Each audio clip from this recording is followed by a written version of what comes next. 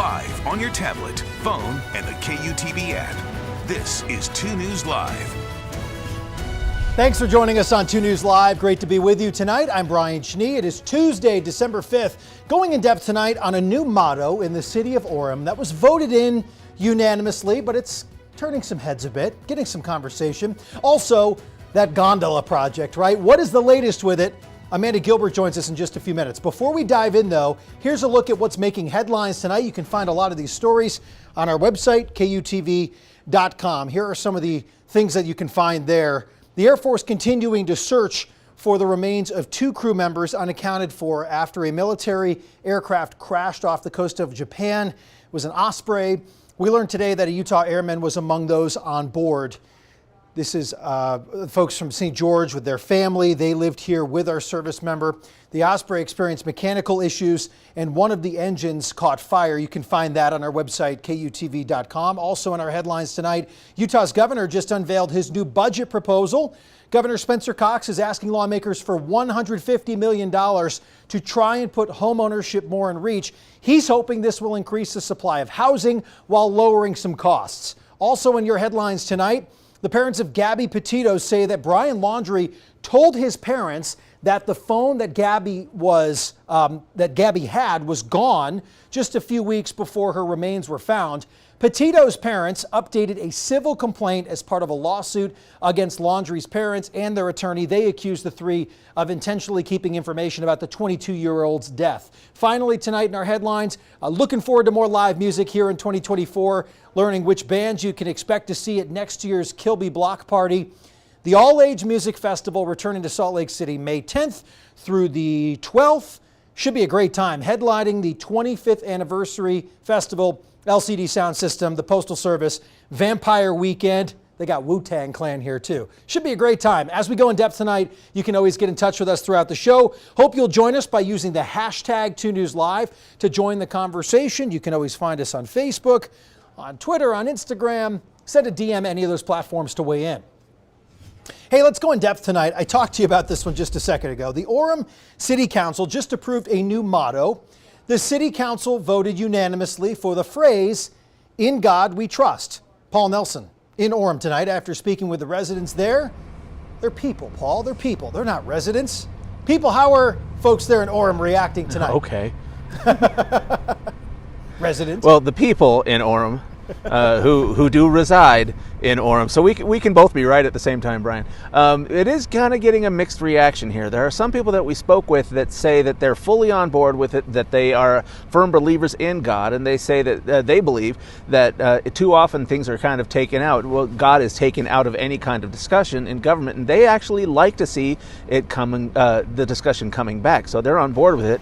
However, even the people who told us that they didn't have a problem with that motto, they do tell us that they can understand why other people would have a problem with the motto. They say that not everybody actually believes the same thing. And they say that they can understand why other people, non-believers especially, would just not like that as the motto. Now, the mayor actually did send out a statement in a press release. He said, this is a quote from him. He says, "In these times of uncertainty and division, it is more important than ever to ground our community in the timeless values that have sustained us through the years." And it continues to say, "Adopting 'In God We Trust' as our city's motto is a reflection of our collective faith, our commitment to one another, and our trust in the foundational principles that guide us." So that is why he was so on board. And matter of fact, as you mentioned, the city council voted unanimously to support this. So it looks like the mayor and the city council fully on board with this as a new motto.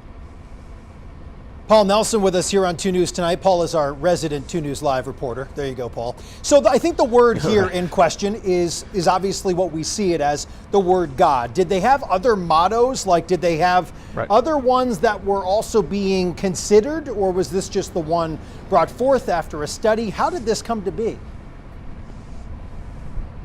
The discussion was just for this particular motto. Now, a lot of people are asking if governments are even allowed to do this. There's supposed to be a separation between church and state. They're supposed to, residents would want to have not be forced to, have any kind of practice, or they want to be free from religion as well. And so that is a question that some people are bringing up. Now, what we did do is we spoke with a constitutional attorney, Bob Sykes. He says that in this particular case, the First Amendment, it prohibits the establishment of a government-sponsored religion. Just declaring that they believe in God is not actually forcing anybody to participate in order to worship in a certain way. And he also told me that he would not be surprised if somebody does sue the city over this motto, saying it infringes on their rights to be free from religion. But he doesn't believe that those lawsuits would go very far at all. He says in the past, when people have tried to kind of sue for similar things, they just basically were shot down quite immediately. Paul Nelson going in depth for us tonight here on 2 News Live. As always, Paul, thank you for being with us here. We want to hear from you at home. What do you think about a city adopting "In God We Trust" as their motto? Obviously a split decision here with some. 34% leading the way. Should separate church and state. 30% of you saying love it. If you'd like to weigh in, of course, scan the QR code on your screen. 23% of you saying not a fan. Let's go in depth now on the gondola. That's right. We're having a gondola conversation here on 2 News Live. We should have told you about this right out of the gates. New developments as 2 nonprofit groups and 6 people are now suing UDOT over plans to build that gondola in Little Cottonwood Canyon. The group who filed that lawsuit held a press conference today. They wanted a little extra attention. Their 91-page suit claims that the state broke the law in how they went about making this decision. Amanda Gilbert was at the press conference. She's joining us here from our fine station in downtown Salt Lake City, the desk next to mine. Amanda, what was said? Yeah, so today they actually met right in a building right by the station. It was a group called Canyon Guard is what they're going by. It's a group of, again, 6 people, 2 nonprofits that are going after UDOT and more specifically the gondola plan that's been talked about a lot this past year. And they say online that they are, quote, wanting to find a sensible and less damaging solution to the transportation issues in Little Cottonwood Canyon. So today in their press conference, they kind of went over some of the main concerns they have with the gondola. And they said there's 3 main concerns they have, which involves shortening it. 1, cost, 2, environmental impact, and then 3, they talked about the public opposition and how they feel that UDOT and legislatures are still going ahead with this despite all the public opposition. So they talked a lot about that, and they actually do have a website. The Canyon Guard Group does have a website that we are getting on our news app. Also today, Brian, I wanted to mention, UDOT did release a statement in response to this lawsuit, which we first learned about last night. It's a pretty long statement, but in part it reads that UDOT cannot comment on specifics of the litigation, but they did say our goal is to have phase 1 bus service operational by the 25-26 ski season. Implementation of that might be delayed now due to the legal challenge. So that is what we've heard, a little bit of what we heard from UDOT today. Their full statement is on our news app as well. Back to you, Brian. Amanda, it's pretty interesting when you have a lawsuit like this. Normally, it just it eats away at the time. So I think UDOT acknowledged that things could take longer now because a lawsuit will likely delay things, and they can't comment on pending litigation because that's just how it works. So their hands are kind of tied there to put out some of the comments. But anything else in the lawsuit stand out to you? There's a lot of folks, obviously, that have a viewpoint about the gondola in specifically not wanting this as the option, when in reality, if I understand correct, the initial phases from UDOT, as you mentioned, were really focusing on other things and even tolling as a first step. So the gondola, as I know, it's still many, many, many, many years away in further phases. So was there something else in that lawsuit that stood out to you? A big thing that stood out, from the lawsuit and just from the press conference today, is this group was saying a big thing is they feel that UDOT hasn't tested out enough things before making a final decision. So they kind of mentioned a lot of alternative solutions. I know they brought up a few things like, one sec, I'm going to find those things right here. They brought up things like testing electric buses or installing tolling infrastructure, many things. They just feel like they want things to be tested out before a final solution is put into place. And they feel like Utah's just kind of come to this conclusion. So that was a big thing they brought up. Just maybe transparency, or, you know, a little bit more looking into a bunch of options rather than just saying this is what's going to happen. Amanda Gilbert on it, 91 pages. That's a lot of literature for you to look through there, Amanda. Thank you. We've been extensively, of course, covering the gondola since it was proposed. We've got lots of past reporting, lots of prior reports there. You can head over to our website, KUTV.com. I don't know if we need to talk about this with Trent, so we'll leave the gondola conversation for another day. How about some avalanches? UDOT just released some videos showing off their avalanche control work up Little Cottonwood Canyon. You know, Trent, I've been trying to get an invite up there to join the mitigation. They just don't want me. I've been trying. Now that it's on the air, maybe that will, well, probably not change anything. So here's what they're doing. They're obviously using the howitzer. They're trying to test firing a little bit, trigger an avalanche without anyone getting caught because they closed down the canyon roads. They were doing some test firing today. Avalanche danger is considered high in parts of the mountains above Salt Lake, Provo, really parts of the Wasatch here. All right, what are you doing, Trent Parker? What is happening here? What is happening here? I'm up here with my trusty trash can here to talk a little bit about the props. snow water I equivalent. like this. I thought you were just taking here. out the trash. No, let's go ahead and move on over this way and let's talk about what kind of snow that we had fall recently. So this trash can's about 10 inches wide, 14 inches long, and if we were to fill it with the kind of snow that fell over the last couple of days, especially at, say, Ben Lomond Peak, 6.8 inches of snow water equivalent in this trash can would make it weigh about 34 pounds. So you wouldn't be carrying that. How much trash we got in there now? Not that much. It's probably about 2 pounds of trash. All right. I'd probably be struggling to pick it up with one hand if it was filled with 34 I pounds. agree with that, yeah. So, I mean, the snow that came in over the last couple of days was so incredibly heavy. We weren't getting those totals up in the 6-foot range. If we had 6 inches of snow water equivalent, that's usually what we should be getting. But instead, we had these snow totals down in the 2 to 3 foot range, just some wet paste. And then that coupled with a couple other factors, and that's what gave us the avalanche danger recently. I'm interested to see what hits your forecast here for later on in the week. Oh, let's go ahead and check it out. All right. So if we look at the forecast, hold on, I just got to restart my graphics That's real okay. quick. It is 2 News Live, not 2 News Taped. I hit the home We're all button. good. That's okay. Click the right button. Take All your right, time. There we go. Now we're back into it. There we go. All right, so we showed you that 6.8 inches of snow water equivalent, like I said, an insane amount of water.